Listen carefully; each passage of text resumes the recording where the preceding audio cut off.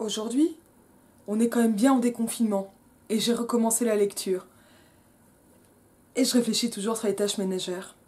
C'est pour ça que j'ai lu, et parce qu'il était en poche, La femme mystifiée de Betty Friedan. Alors, La femme mystifiée, c'est ça. Zoom. Il est sorti en 63 aux États-Unis, traduit dès 64 par Yvette Roudy. Et là, c'est une réédition, donc on est chez Belfond Pocket. Et c'est une réédition de 2019 en texte intégral. Laura Adler a déclaré dans l'heure bleue: ce livre n'a pas pris une ride, et je suppose que c'est une déclaration récente. Qu'est-ce que c'est La femme mystifiée, The Feminine Mystic, je crois en anglais. Vraiment, j'ai fait allemand LV1, c'était peut-être pas la meilleure. C'est ça, c'est Feminine Mystic. C'est le livre qui a lancé la seconde vague aux États-Unis. Alors pourquoi la seconde vague elle est arrivée aux États-Unis, pas de la même façon en France? Bon, la femme mystifiée, c'est marrant parce que j'ai toujours la femme démystifiée. Qu'est-ce qui a lancé exactement la seconde vague en France? Bon, a priori c'est quand même vraiment une réaction à 68, mais il y avait des choses dans l'air, hein, et des gens qui écrivaient. Je vous rappelle que Les Guerrières c'est 69, de Monique Wittig, donc ça arrivait en 64, mais bon voilà, et puis en fait il faut que des gens se rencontrent. Apparemment c'est à la suite de cet essai que des femmes ont poussé Betty Friedan à créer le NOW, et donc c'est National Organization for Women, je crois, qui est vraiment la grande association. C'est pas le MLF, parce que c'est pas du tout la même ambiance que le MLF, mais, et justement, Betty Friedan sera doublée sur sa gauche, hein, très largement, mais c'est comme ça que ça commence. Et c'est quoi, c'est comme ça? Donc ça veut dire que c'est un des grands classiques du féminisme. Ça faisait longtemps que je voulais le lire, mais je voulais pas l'acheter en brochet, parce que ça prend trop de place dans le métro, et alors que j'ai lu dans mon lit. En fait, quand je l'ai lu, je l'ai pas lâché, donc je l'ai aussi lu dans le train. Je l'ai lu sur ma pelouse. Enfin, non, c'est ni de la pelouse ni du gazon. Sur l'herbe mal tondue et plutôt sèche du jardin de mon père. Je l'ai lu dans le bus. Enfin, je l'ai pas lâché. Alors, bon, je l'ai pas lâché. Ça veut pas dire que je l'ai adoré ou que je suis 100% d'accord. Et c'est aussi pour ça que je l'ai trouvé super intéressant. Parce qu'on est avec un livre de 64 qui n'est pas du tout comme Le Deuxième Sexe, un livre de théorie. Alors qu'est-ce qu'elle fait Betty Friedan? Comme ça on va un peu mieux comprendre, et je vais essayer d'être précise, parce que ça me paraît hyper important de voir ce qu'elle fait aujourd'hui et ce qu'on peut en faire, nous. Enfin, parce qu'on va actualiser la lecture. Mon idée c'est pas de rejouer Mad Men, hein. Même si les robes sont super jolies. C'est un livre sur ce qu'elle appelle, enfin ce qu'apparemment la presse appelait, mais surtout elle, le problème qui n'a pas de nom. Cet étrange mal-être qui attrape les femmes au foyer aux États-Unis. Donc pour le coup, c'est un livre qui est très situé, parce que c'est un livre qui s'attache à l'analyse de la situation des femmes au foyer, le plus souvent en banlieue américaine. Et évidemment, ça pose énormément de problèmes pour la suite du mouvement, et enfin énormément, ça pose des problèmes, mais quand même des problèmes majeurs. C'est qu'elle ne parle pas des femmes prolétaires, et elle ne parle clairement pas des femmes racisées, qui ne sont pas du tout dans cette situation-là, qui n'est pas oubliée, qui est évoquée. Mais c'est-à-dire que c'est pas le problème, mais ça fait aussi que le cadre du mouvement féministe qui a suivi était... Je peux pas dire que c'est un féminisme blanc, parce que ça me paraît beaucoup plus compliqué que juste dire féminisme blanc, mais c'est un féminisme de femmes qui pouvaient s'engager. Et qui s'engageaient en raison d'un problème qu'elles ressentaient, qu'elles ont vu analyser, et pour lequel elles cherchaient des solutions. Il n'y a pas beaucoup de solutions dans le bouquin, et ça fait partie des choses qui m'intéressent. Alors, comment il est fichu ce livre? Apparemment, alors, Wikipédia dit que ça a été écrit parce qu'elle ne pouvait pas publier ses articles, et elle-même dit que c'est des articles qu'elle a... Elle dit pas qu'elle les a repris, mais qu'elle a écrit séparément, donc peut-être qu'effectivement elle n'a pas pu les reprendre. Ça fait que c'est beaucoup plus facile à lire que Le Deuxième Sexe, hein. Bon, la préface d'Yvette Roudy est pas inintéressante. Je trouve que la petite remarque sur le port du voile à la fin, elle aurait pu s'en passer, parce que zéro rapport avec la choucroute, quoi. Et plus que discutable. En tout cas, voilà. Et donc ce problème, c'est donc l'indéfinissable malaise. Pourquoi? Alors d'abord, c'est que ressentent-elles ces femmes au foyer? Betty Friedan est partie d'entretien avec celle qui était ses camarades de promo 15 ans avant. Donc elle-même est née en, je sais plus quand elle est née. Mais elle est née, hein, je vous jure. Hein. Et elle est décédée, je crois, en 2006. Bah, évidemment, c'est quand je le cherche que j'ai plus l'info. Touk. Donc il va être dit revenir sur son parcours. Non, mais elle n'arrive pas à... Elle parle que d'elle, en fait, dans cette préface. Essentiellement. Et là, je le vois... Ah, mais non, mais il y avait une page au début, je suis bête. Elle est née en 21. Voilà, oui, comme quelqu'un que je connaissais qui est décédé. Et par contre, on ne dit pas quand elle est décédée, alors qu'elle est déjà décédée à ce moment-là, donc je sais pas. Au moment de la réédition, je veux dire, pas au moment de la publication. Je sais pas tellement quelle a été la réception en France de la femme mystifiée. Je peux vous dire que je ne le vois pas souvent en brocante. Angélique Marquise des Anges a probablement eu plus de succès. Ou Henri Troyat, qui sera surpris. En même temps, je fais surtout des vides-greniers en province. Et il y a quand même une différence de réception pour pas mal de choses.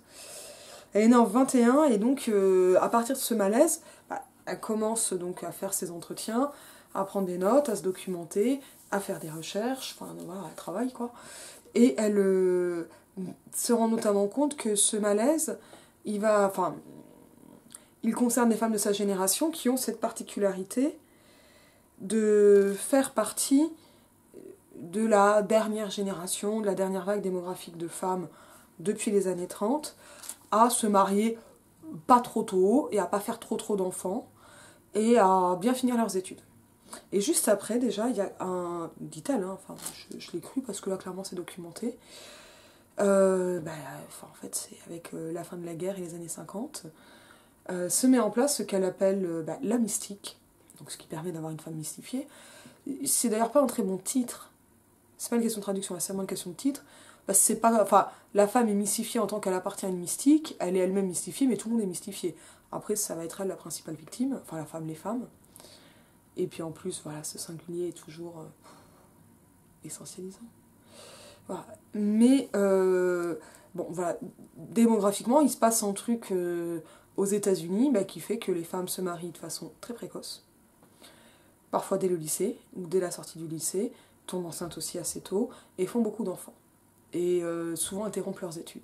Donc ça m'intéresse beaucoup, ce qu'elle appelle une mystique, mais ces femmes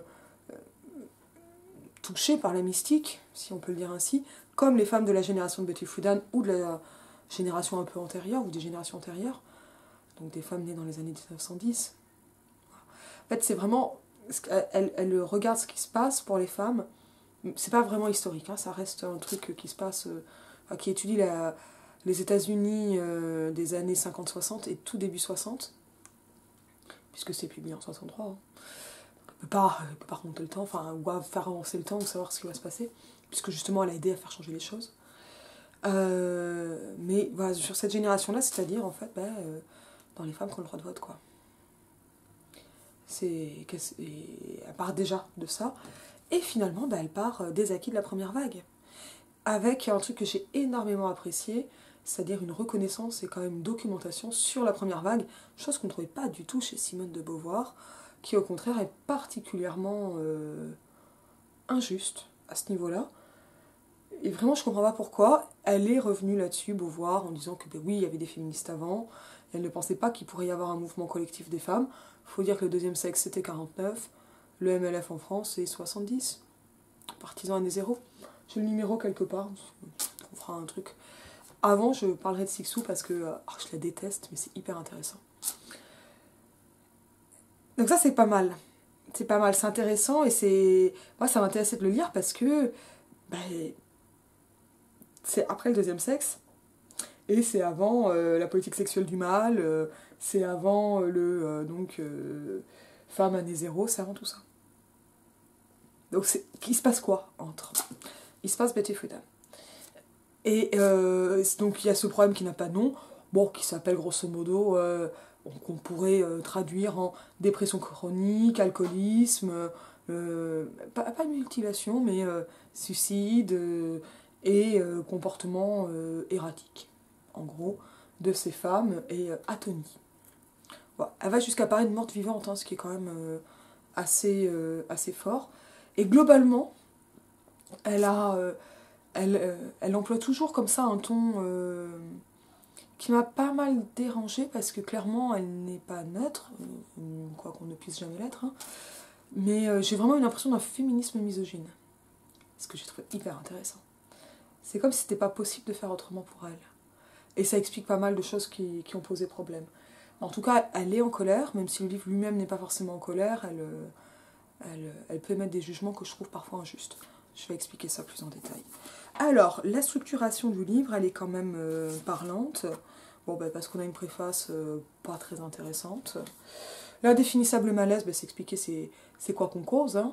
D'où ça vient. Et en fait, ce malaise, il est perçu par la presse, par les magazines. En fait, il est dit. Donc, elle fait une petite revue de presse de tout ça. Enfin, une petite revue de presse. Oui, ça fait comme 40 pages. Enfin, 30 pages. À chaque fois, c'est un peu comme 30 pages de poche. Hein. 15 pages Word. Une nouvelle héroïne, la ménagère comblée, c'est la mystique elle-même, hein, de la femme au foyer. Crise d'identité chez la femme, c'est quand ça va plus. L'itinéraire passionné, je sais plus du tout ce que c'est.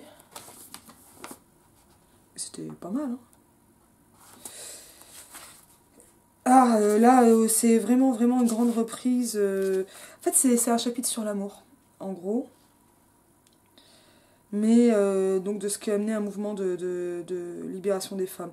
Et j'ai apprécié parce que notamment dans ce chapitre, elle évoque Là, elle évoque la première vague, c'est-à-dire les mouvements pour le droit de vote. Elle cite notamment Sojourner Truth, ce que pas mal de femmes ont pu oublier, donc le fameux Ne suis-je pas une femme de Bellux, c'est Sojourner Truth. Elle le dit, hein, je ne suis pas en train de dévoiler un plagiat, hein, c'est par Bellux que j'ai appris l'existence de Sojourner Truth, à ma grande honte. Et notamment, page 138 et suivante, elle explique un truc, donc Marie Wollstonecraft, que je vais commencer à lire parce que j'en ai trouvé chez Gibert tout à l'heure. Mais elle dit un truc que j'ai trouvé absolument passionnant et hyper réconfortant. C'est que, en fait, les femmes ont commencé à s'organiser en tant que femmes au XIXe siècle parce qu'elles étaient interdites d'accès à des congrès pour l'abolition de l'esclavage, donc quand il y avait encore de l'esclavage aux États-Unis, et où alors elles pouvaient écouter sans être vues, c'est-à-dire cachées derrière des rideaux. Donc elles ont commencé à se réunir. Donc là aussi, l'idée d'un féminisme blanc m'a semblé devoir être nuancée. Bien sûr qu'il y avait des féministes racistes, évidemment. Il y en a toujours. Et puis je ne sais pas comment on pourrait ne pas être complètement raciste. Mais en tout cas, l'idée d'un féminisme blanc impérialiste qui serait forcément là, forcément raciste, me paraît quand même fortement à nuancer, déjà historiquement.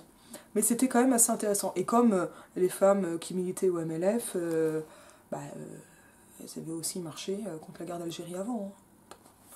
De la même façon. Alors c'est sûr qu'elles auraient pu faire plus et mieux et différemment. Je suis bien d'accord. Voilà, donc l'itinéraire passionné, c'est un chapitre un peu historique sur que s'est-il déjà passé pour les femmes. Et où, en fait, elle appelle quand même un mouvement collectif qu'elle finit par créer, quoi. Donc c'était assez intéressant. Et ensuite, bim, le solipsisme, oh que c'est difficile à prononcer, c'est parce que c'est une chose qui est vilaine. Sexuel de Sigmund Freud. Ouais, c'est un fourche-langue. Ou un vire-langue. C'est-à-dire, là, en fait, règlement de compte avec Freud. Ce qu'a fait aussi Christine Delphi, hein, lecture intégrale des œuvres de Sigmund Freud, avec, grosso modo, cette contextualisation qui est, Freud, il parle de lui-même, de son rapport aux femmes, et de la Vienne de 1900, quoi. Pourquoi ça reste là? Et comment les théories sexuelles de Freud sont, quand lui-même pouvait de temps en temps montrer des nuances, sont vulgarisées et déformées par cela et en fait vraiment essentialisées. Je trouve que Freud est assez essentialiste déjà, c'est dire si on a affaire à des rocs. Le fonctionnalisme paralysant, la protestation féminine et Margaret Mead, qui était anthropologue.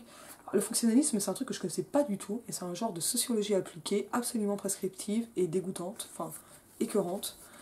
Et alors, est-ce que c'est parce que Friedan en parle de façon très agacée que forcément, moi, je me suis dit que c'était un truc nul. Ou est-ce que c'est vraiment un truc nul? Ça, je sais pas vous dire, parce que j'aurais dû faire des recherches et j'ai oublié. Mais bon, c'est un peu dans la lignée de Freud, mais sur ce qui peut se dire dans les cours. Parce que dans les cours d'économie domestique et de vie maritale, quoi. Parce que c'était les cours pour femmes, qui pouvaient être rendus obligatoires pour les femmes. Margaret Mead, c'est très intéressant parce que c'est une anthropologue qui a quand même déjà été un exemple d'émancipation féminine. Et en même temps, elle appuie donc, elle montre, elle pointe du doigt, peut-être par l'index, Margaret Mead, mais les contradictions, en fait, et donc la façon dont Mead décrit le masculin et le féminin dans les sociétés qu'elle étudie. L'éducation liée au sexe annonce d'une certaine façon, si on est anachronique, la fabrique des petites filles. J'ai trouvé assez frappant, hein, c'est le moment où on se dit, ah oui, oui, ça consiste à nous mutiler mentalement. Fais pas ci, fais pas ça, hein. Et les modèles sont pas très cool. L'erreur d'aiguillage, je sais plus là. Deuxième sexe mystifié. Voilà, ça c'était après, bon, ces différentes façons de restreindre l'horizon des femmes, et donc des femmes au foyer. Ce que j'ai trouvé absolument passionnant, c'est donc comment la société états-unienne, et française je suppose, hein, en tout cas ça y ressemble bien, s'est fermée d'un coup. Et surtout a fermé une voie d'accès aux femmes, et les a amenés à croire que le seul bonheur possible était celui d'être femme au foyer, quoi. Et femme au foyer, donc sans travailler à côté. Ce qui pose beaucoup de questions théoriques et féministes. À savoir, bon, alors les raisons historiques sont liées à la guerre froide, à la disparition des jeunes hommes pendant la guerre, qui ont repris leur boulot ensuite, c'est-à-dire qu'ils les ont pris aux femmes qui travaillaient pendant la guerre. Le besoin de tendresse donc, de ces jeunes hommes et qui ont aussi pris des places en fac. Mais c'est pas tellement un problème d'études. Et ça va avec en fait, ça a précipité vers une vie de famille et ça a amené un repli général. Sur le foyer, le fameux chez-soi de Mona Chollet, peut-être que c'est plus la peine d'en parler de chez-soi. J'ai lu pendant le confinement, ça m'a un peu agacé. Mais il y a des trucs intéressants. Et en fait, là où ça m'a intéressé, c'est au niveau... Voilà, c'est ça, c'est le deuxième sexe mystifié, page 347, est-ce que c'était bien ce chapitre-là? Voilà, ah oui, voilà, ça c'est extraordinaire. Donc, hop là. Comment tout le monde est très content que les femmes perdent leur personnalité en devenant femme au foyer. Ça a été extrêmement polémique comme affirmation. Et en fait, c'est pas être femme au foyer, c'est correspondre à la mystique qui fait qu'on devient femme au foyer. Et donc comment elles sont... c'est plus sur la socio, vraiment. Et celui d'après est génial parce que c'est sur la publicité. C'est là où ça a commencé à beaucoup m'intéresser. Alors rapidement, Friedan ne considère pas le travail... alors on ne parle jamais de travail domestique. Ça c'est vraiment un terme qui vient de Christine Delphi. Hein. Et elle va beaucoup plus parler, donc, alors exploitation domestique, il n'y a pas du tout. En fait, c'est un livre qui essaie de ne pas être idéaliste, puisqu'il va critiquer ce qu'elle appelle une mystique, qu'on pourrait appeler un discours, si on était foucaldien. Mais cette mystique, elle ne la critique pas non plus complètement matériellement. Alors, elle relève plein de choses intéressantes. Par exemple, que les nouvelles maisons, les aménagements d'architecture intérieure ne séparent plus la cuisine du salon. Et ça veut dire, en fait, alors c'est joli, ça fait des gros volumes, hein, mais ça veut dire que les femmes n'ont plus jamais un moment où elles peuvent être séparées de leurs enfants et se retrouver seules pour faire des choses pour elles. Elles n'ont pas d'espace à elles. Je crois qu'elle cite à un moment très très vite Woolf, beau voir au tout début une fois, mais là on est dans quelque chose de cet ordre-là. Sauf que, alors elle va pas... Il y a cette idée qu'il faut tuer l'ange du foyer, et en fait la mystique féminine, c'est le nouveau nom de l'ange du foyer chez Betty Friedan. Là où j'ai vraiment trouvé ça passionnant, alors avant je le lisais très bien, mais c'est à partir de ce deuxième sexe mystifié, bon, on a quand même une grosse référence à Beauvoir là, c'est-à-dire qu'elle analyse les publicités. Et alors elle n'analyse pas directement les publicités, elle fait mieux que ça, elle regarde comment on fait les publicités, et elle va dans un de ces centres pour publicité, et en fait elle interview, alors là il n'y a pas de nom, hein, mais elle interview un consultant pour publicitaire, un psychologue consultant pour publicitaire, et les enquêtes faites pour à destination des publicitaires, parce que, bah, on le sait, hein, il y a un super docu sur Arte qui donne tout le temps sur YouTube, c'est l'époque du marketing et de la psychologie au service du marketing. Et donc pourquoi il y a une ménagère mystifiée? La réponse elle est assez simple, parce que le capitalisme. Et ça c'est très intéressant, parce que ça veut dire que quand on entend « oui, le capitalisme nous a mis les femmes sur le marché du travail, c'est l'arnaque, c'est à cause de Coca-Cola et de Rothschild », tout ce que cet argument est antisémite, bah en fait non. En fait c'est beaucoup plus rentable pour le capitalisme d'avoir des femmes à domicile. Alors pas tellement pour l'exploitation domestique, ça c'est un truc qu'elle ne remet pas en question, mais parce que ce sont elles qui vont consommer et acheter 75% de ce qu'on achète pour la maison, quoi, des courses et tout ça, et de l'équipement, et donc elles sont les cibles, la fameuse ménagère de moins de 50 ans. Et c'est évident, mais je ne l'avais pas vu. Ah, c'est vraiment une critique à laquelle je ne savais pas quoi répondre. Pourquoi c'est ce lien entre capitalisme et féminisme, et ah oui, c'est le capitalisme a besoin que les femmes travaillent. Non, il a besoin que les femmes dépensent. Voilà. Et il y a une répartition à ce niveau-là entre les hommes et les femmes, et dans cette gestion. Elle ne remet pas donc du tout en question la répartition des tâches ménagères, et en fait elle conseille essentiellement de travailler plus pour travailler moins, c'est extraordinaire. Mais en tout cas, il n'est jamais question que le mari fasse réellement la vaisselle. Et c'est là où il y a des trucs qui fonctionnent vraiment pas chez Frida.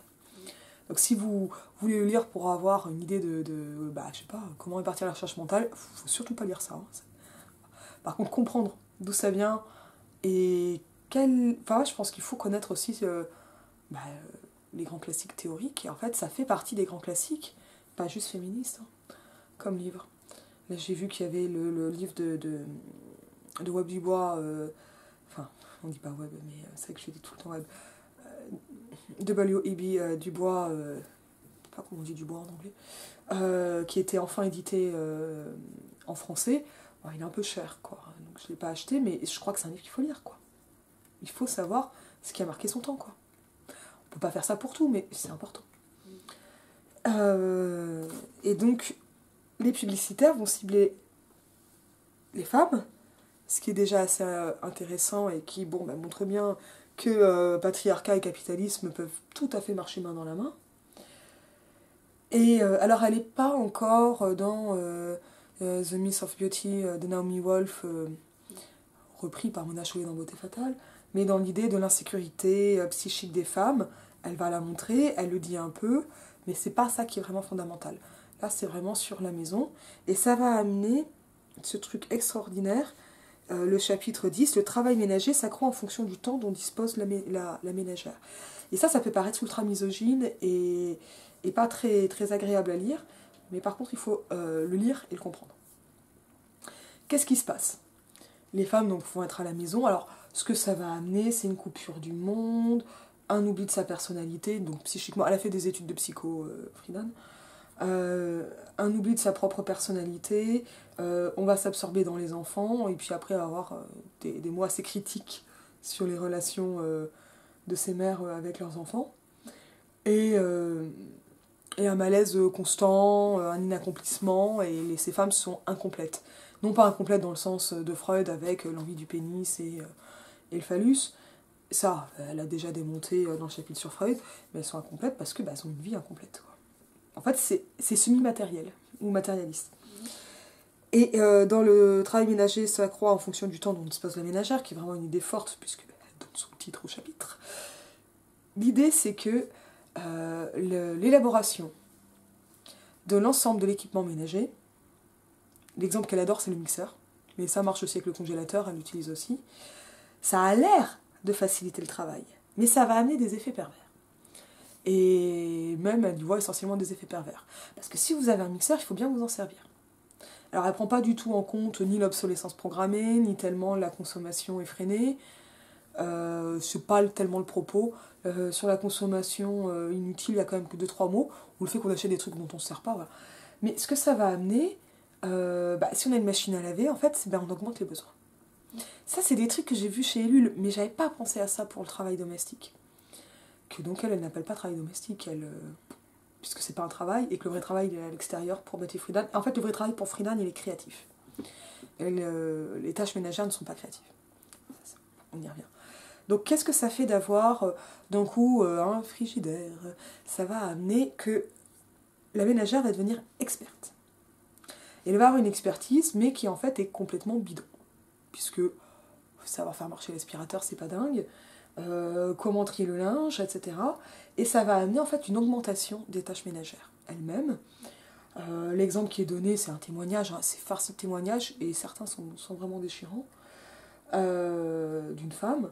Alors les témoignages ne sont pas sourcés puisque ce sont ses entretiens, et ça c'est comme en sociaux quoi. On donne pas quoi, c'est normal. Et d'une femme qui explique que depuis qu'ils ont le lave-linge à la maison, elle fait des lessives 2 fois par semaine, et quand elle n'a pas pu, tout le monde s'est senti sale. Donc le standard a augmenté. Ce qui fait que le travail lui-même a aussi augmenté. Et de façon assez importante. Donc les femmes deviennent des expertes de choses qui n'ont aucune utilité en dehors du foyer. Ça augmente, non pas... alors ça peut faciliter ponctuellement sur les tâches, mais les tâches sont aussi plus complexes. Elles vont s'accroître. Et en plus, va s'ajouter un effet. En fait, c'est pas forcément moins long. Ce qui est extraordinaire pour ça, c'est quand on voit... Mais alors là, pour le coup, c'est pas le travail ménager, mais... les gens qui passent les souffleuses là pour pousser les feuilles, ça fait un bordel pas possible, je suis pas tellement sûre qu'on gagne du temps, et en tout cas c'est très désagréable. Peut-être qu'en fait on gagne beaucoup de temps, mais en tout cas on doit moins se pencher, puis c'est un appareil technique, etc.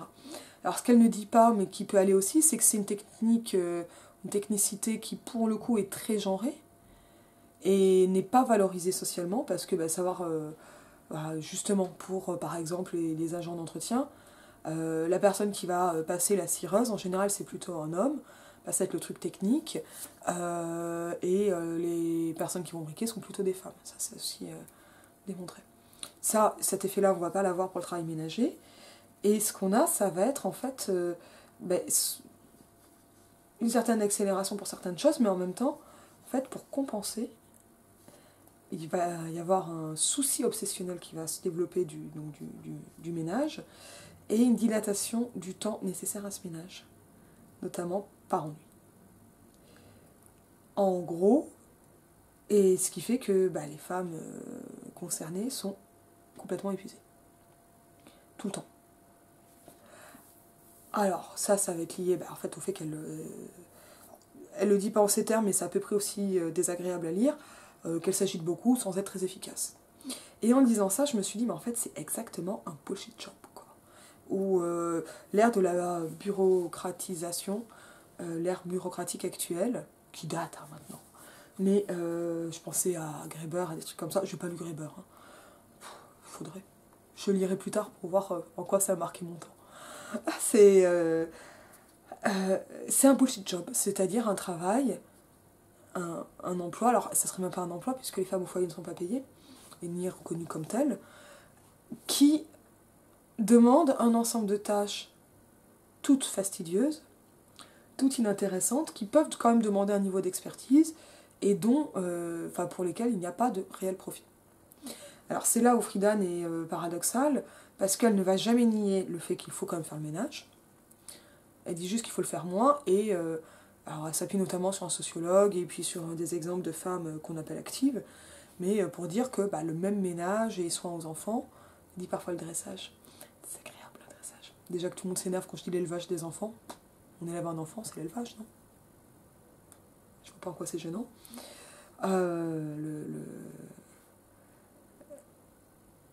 Oula, j'ai perdu mon fil. En fait, elle va jamais partir du principe que ce travail doit être partagé, que tout le monde doit l'apprendre, qu'il ne faut pas faire le travail pour les autres, ni que ça doit être rémunéré, mais pour le coup c'est logique parce que en fait elle est très en colère du fait qu'on puisse remplir à profession ménagère. Pour elle c'est un non-sens. Et ça la met vraiment en colère. Donc l'idée d'un travail domestique salarié comme le préconise Federici, un salaire ménager, C'est impossible pour Friedan. Et ça ne résoudrait rien, parce que la question, c'est pas une question monétaire, c'est une question d'activité. Et donc ça va enfermer à l'intérieur, mais ça c'est pas toujours grave, parce que si on est un artiste, etc., bah, ça va dévaloriser, et puis en fait ça va abêtir et aliéner. Et fortement déprimé. En fait, c'est exactement un bullshit job. Et là je me suis dit, mais en fait, on retrouve plein de trucs avec ça. C'est-à-dire que les femmes expertes, ça amène la stratégie du mauvais élève. Vous savez, ces ingénieurs de la NASA qui savent pas faire tourner un lave-linge, ça va amener... parce que... il y a bien 4 boutons. Ça va amener un renforcement de la mystique et une spirale de dépréciation ou un truc très, très triste qui va être, et ça c'est la suite de l'essai, le report affectif sur les enfants. Et grosso modo, la thèse de Friedan, c'est que les États-Unis sont un pays profondément immature affectivement, à cause des femmes au foyer qui, n'ayant pas de vie elles-mêmes, vont complètement se projeter sur leurs enfants, ce qui, en retour, amène des filles qui vont tomber enceintes plus vite et des garçons qui seront réformés à l'armée. Elle parle d'un garçon sur 5. Voilà. Alors ça pose plein de problèmes. Parce que là, pour le coup, la question, c'est même plus tellement pour les femmes elles-mêmes qu'il faudrait repenser le ménage et surtout... En fait, ce qu'elle veut, elle, c'est que les femmes travaillent. Ce qui, moi, me pose problème parce que je suis pas forcément pour le travail. Et l'idée qu'il y ait une aliénation capitaliste par le travail n'apparaît jamais chez Friedan. Parce qu'elle ne prend en compte qu'un seul type de travail, c'est-à-dire un travail, aujourd'hui on dirait de cadre moyen ou sup, qui va être créatif, c'est-à-dire qui va permettre d'accomplir des choses. Et qui va permettre de s'absorber à l'extérieur. C'est vraiment ça qui va être important, parce que le fait de rester au foyer va être un enfermement et va amener les femmes à perdre leur propre personnalité, donc à absorber celle de leurs enfants. Et ce sont des métaphores quasi vampiriques, assez étonnantes, et très naturalistes aussi, parce qu'elles partent de l'idée d'une symbiose entre la mère et ses enfants, symbiose en rappelant que c'est végétal et qu'il faut quand même séparer les organismes à partir de la naissance. Ce qui est une autre façon de remettre du Freud, mais avec d'autres modèles. Hein. Du Freud et d'autres. Hein. Y a tout un chapitre étonnant sur les obsédés du sexe, donc en fait la mystique va passer par... Elle le dit pas de façon aussi nette, elle s'arrête quand même sur des cas de nymphomanie, c'est-à-dire sur le besoin d'être validé par le désir de l'autre, et par le désir masculin. Et elle a quelque chose de terrible dans le chapitre 12 qu'elle a appelé la déshumanisation progressive, le confort concentrationnaire, que j'ai trouvé d'une indécence incroyable, puisqu'elle va comparer le fait de rester femme au foyer avec le camp de concentration et la déshumanisation du camp de concentration, ce qui est absolument indécent. Et que j'ai trouvé scandaleux. Elle a une seule comparaison entre les femmes au foyer et l'esclavage. Je pensais qu'il y en aurait plus. Pour le coup, je suis plutôt contente qu'il n'y en ait pas d'autres. Mais, enfin, une seule que j'ai repérée. Mais, bon, de toute façon, il y a une occultation de ça. Mais elle ne reprend pas trop l'histoire. Je suis étonnée qu'elle ne reprenne pas l'histoire états-unienne de l'esclavage, mais qu'elle reprenne... alors, pas les camps d'extermination, hein, parce que sinon ça ne marche pas, mais les camps de concentration, pour parler du travail abrutissant, sans parler de Marx, quoi. Enfin, il y a quand même un truc, bon, 64, c'est pas... Enfin, là, je pense que l'analogie, elle vient vraiment par défaut de modèle disciple, ou qu'elle accepte, mais c'est vraiment, vraiment indécent. Et donc, après, bon, il y a notre chapitre, la trahison de soi, voilà, il faut savoir ce qu'on veut. Grosso modo, le modèle psychologique humain pour Betty Friedan, et c'est pas complètement idiot, mais c'est complètement naturalisant, et ça marche pas complètement à mon avis, c'est qu'il faut du temps pour grandir et pour grandir aussi psychiquement, finir son développement et savoir qui on est, et les études servent à ça. Et après, il s'agit de s'accomplir avec un travail en fonction de ses études. Et cela en faisant quand même le ménage quand on est une femme au foyer. Et donc il s'agit de retrouver, et là c'est très très vitaliste, hein, un élan vital, et sinon on est un zombie, quoi. Alors, bon, ça pose plein de questions. Alors voilà, moi pour le coup je suis clairement pas enthousiaste pour ce qui est cette métaphore-là, enfin, métaphore analogique concentrationnaire, bon voilà, je trouve ça dégueulasse. Je suis pas du tout enthousiaste. Bah, voilà, le travail, en fait, j'ai compris que enfin, le travail, c'est quand on peut aller dehors et s'accomplir, quoi. Et faire carrière. En revanche, j'ai trouvé très très intéressant de refuser le terme de travail pour refuser l'idée de carrière à la maison. En raison, en fait, de cette inactivité. Et c'est là où, pour le coup, ça ne contredit pas ce que dit Christine Delphi. Le travail domestique chez Christine Delphi, c'est le travail que l'on va faire dans le cadre domestique pour quelqu'un d'autre que soi. Et qui a une valeur économique que l'on peut plus ou moins mesurer, enfin qu'on peut toujours mesurer, mais qui sera plus ou moins mesurée par exemple, l'INSEE. Si on résume. Et en ce sens-là, faire le linge, c'est bien du travail. Parce que de toute façon, Christine Delphi, elle prend en compte les travaux que personne ne veut faire. Et en même temps, et c'est pour ça qu'en fait, l'idée d'exploitation domestique, j'avais fait une vidéo avec elle, l'idée d'une exploitation domestique me paraît vraiment, vraiment hyper intéressante. Mais comme Betty Friedan, elle a une approche psychologique, enfin psychologisante, le travail, ça va être que ce qui va nous transformer nous-mêmes. Ça, c'est un peu le sens de la philo, quoi. Et en ce sens-là, elle peut plus distinguer le travail qu'on fait pour soi et le travail qu'on fait pour les autres. C'est le travail, en gros, c'est ce qui est chiant, quoi.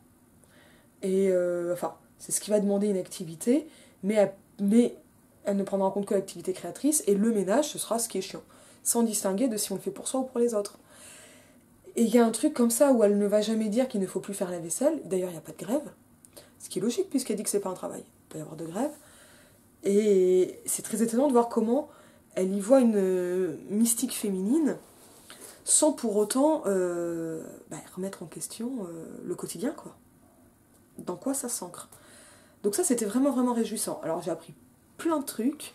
Un passage m'a beaucoup plu au début. Alors, je l'ai noté quelque part. Je n'ai pas la citation sous les yeux. Il faut que je fasse des trucs pour l'avoir. Mais ça a été, en fait, des réflexions sur les difficultés à écrire des romans dans lesquels les héroïnes correspondraient à la féministique, pour montrer en fait à quel point c'est un modèle stérile, puisque même les écrivains professionnels n'arrivent pas à vraiment le faire, parce que c'est pas intéressant. Alors ça pourrait être intéressant parce que les gens heureux n'ont pas d'histoire, mais en fait c'est pas intéressant parce que c'est pas intéressant. Et là-dessus je suis pas d'accord, parce que Chantal Akerman, et en fait il y a quand même un truc qui fait que Chantal Akerman pourrait être visible par Friedan, c'est qu'elle dit qu'en fait, pour le coup, la véritable écriture dans ces magazines féminins, elle va se situer dans les manuels pratiques, donc dans les recettes, les astuces et les conseils, parce que là, ils peuvent être honnêtes. Et donc, ça va se concentrer sur du tout petit et sur du réel. Ça, j'ai trouvé ça fascinant, mais parce que je suis toujours dans mes histoires de stylistique, là. Et ça, j'ai trouvé ça hyper juste, et pour le coup, on peut bien retrouver Jeanne Dillman. Et elle parle de gestes, très peu, mais là, Marine, tu le sais, les gestes, ça me parle. Et donc il y a ce truc comme ça qui revient dans la répétition où qu'on ne voit pas, et c'est moi que je trouve intéressant quand on commence à le regarder. Ça, c'est assez compliqué. Qu'est-ce qu'on fait de la femme mystifiée ? Bon, c'est un classique, il faut le lire comme un classique, et c'est intéressant parce que ça nous dit des choses sur le travail et ce que peut être le travail. Alors que la perspective globale de Betty Friedan, c'est quand même une perspective libérale. C'est un livre révolutionnaire qui a fait beaucoup de bruit, qui a beaucoup choqué, parce qu'on partait de tellement loin. Voilà. Aujourd'hui, qu'est-ce que ça fait ? J'ai regardé un peu les commentaires sur Babelio parce que je trouvais ça rigolo. Globalement, il y en a un ou une qui n'a pas du tout aimé parce qu'elle a gagné le bouquin en concours et puis elle voulait lire un roman. Mais le commentaire était intéressant, faut pas se moquer. Parce que je crois que c'était une jeune femme, mais je suis même pas sûre, elle disait il n'y a pas de solution. Ben oui, le problème sans nom, il ne peut pas avoir des solutions. Et il ne peut pas avoir des solutions parce que Friedan se contredit. Et parce qu'elle va rester quand même elle va passer d'une mystique à une autre qui est celle du travail. Et à partir de là, il y a un truc qui manque, quoi. Et moi, je n'ai pas encore de définition toute faite comme ça du travail, mais ça ne marche pas forcément bien de considérer le travail que quand c'est positif, quoi. Et après, bon, bah, ce qu'elle va... Voilà, ce que je trouve aussi très dommage, c'est d'expliquer qu'il faut... je caricature, hein, mais que les femmes au foyer, en symbiose avec leurs enfants, en symbiose pathologique, hein, bah, c'est pas bien. Parce que... grosse image naturaliste, et parce que ça fera des enfants mal élevés, quoi. Oh. Et pour les femmes, quoi. Enfin, donc il y a un truc utilitariste derrière. Parce qu'il faut qu'elle démontre, et ça c'est affreux en fait à lire et à remarquer. Dire en quoi s'occuper du ménage et exclusivement du ménage, ça ne suffit pas. Alors elle dira à toutes les femmes, moi je vous dirai à la plupart des femmes. Enfin, elle le dit quand même souvent, les femmes intelligentes qui ont fait des études, qui ont eu des aspirations, etc. Mais bon, voilà. C'est quand même... oublier tout le reste, quoi. Elle oublie plein de choses. Et d'autres types de boulot. Et en même temps, ouais, elle m'a filé quand même la pêche, hein. Avec cette idée-là, quoi. De ce truc-là qui doit avancer, qui doit avancer, qui doit avancer. Et là, se dire, ok, c'est de 63. On reprend les images de Mad Men. Ah. Donc, ça parle pas de violence sexuelle, ça parle pas de viol conjugal, il n'y a pas une femme battue dans ce livre. On est que sur ce qui est encore dissible. Parce que c'était pas dissible. Et elle arrive déjà, et ça c'est quand même très très fort, à dire quelque chose sur un problème qui n'a pas de nom. Alors, au niveau de l'écriture, ça se lit très bien. D'abord parce que c'est un poche et que j'aime bien ça, mais ça se lit très bien parce que... Alors là, elle m'a fait penser à... On le voit un tout petit peu, il est là. C'est Backlash de Faloudi que j'ai adoré. Donc, vous me direz si vous avez envie que je vous parle de Backlash. Si on fait tous les classiques du féminisme, là je suis en train de me les farcir les uns après les autres. Je suis dans la politique sexuelle du mal de Millette en ce moment, depuis hier soir. Au début c'est difficile, hein. C'est-à-dire que c'est écrit par une journaliste et pas par une philosophe comme Beauvoir ou une sociologue comme Delphi. Donc c'est très facile à lire pour ça, parce que bah, c'est quelqu'un qui sait écrire pour ça. Alors, pour le coup, c'est moins scientifique. Il n'y a pas de notes de bas de page, ou très très peu, notes de la traductrice, des trucs comme ça. Il ne va pas y avoir... voilà, les témoignages sont anonymes, il y a deux, trois trucs qui manquent, mais en même temps, et ça c'était aussi le cas... c'est aussi mentionné dans les commentaires Babelio, c'est extrêmement sourcé et documenté, ça recontextualise énormément, il y a quand même une grosse progression avec un petit chapitre sur réorganisation travail. Ah oui, alors celui-là il est mythique, si je puis dire, mystique. Parce que là, elle propose, en fait, si, elle propose une solution, mais voilà pourquoi la personne qui a commenté sur Babelio n'est pas satisfaite. Parce que la solution qu'elle propose, c'est pas de réformer le travail à la maison, enfin, les tâches ménagères. Elle mentionne très rapidement le fait qu'il y ait des discriminations au travail pour les femmes. Il ne s'agit pas de ça. Ce qu'elle veut réformer, c'est les facs. Bande de rire. Elle veut réformer les facs. Alors ça, vraiment, j'ai pas cru une seconde. Alors, avec des trucs qui sont pas inintéressants, auxquels il faut réfléchir pour aller vers des choses, alors qui pour le coup contredisent ce que je disais dans French Theory, mais elle veut réformer les facs pour que les femmes puissent suivre des cours du soir et des stages pendant les vacances. C'est-à-dire en ne lâchant pas le reste, quoi. Juste en implémentant de nouvelles activités qui, là, pour le coup, leur feraient du bien. Et donc, en fait, la seule solution qu'elle trouve, elle est au niveau de l'enseignement supérieur, quoi.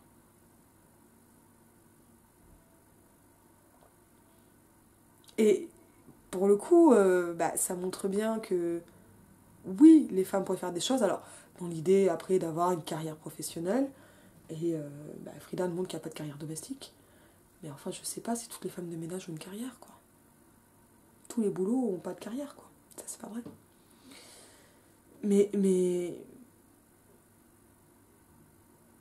on est à ce moment où on ne peut pas penser à une répartition égalitaire des tâches ménagères.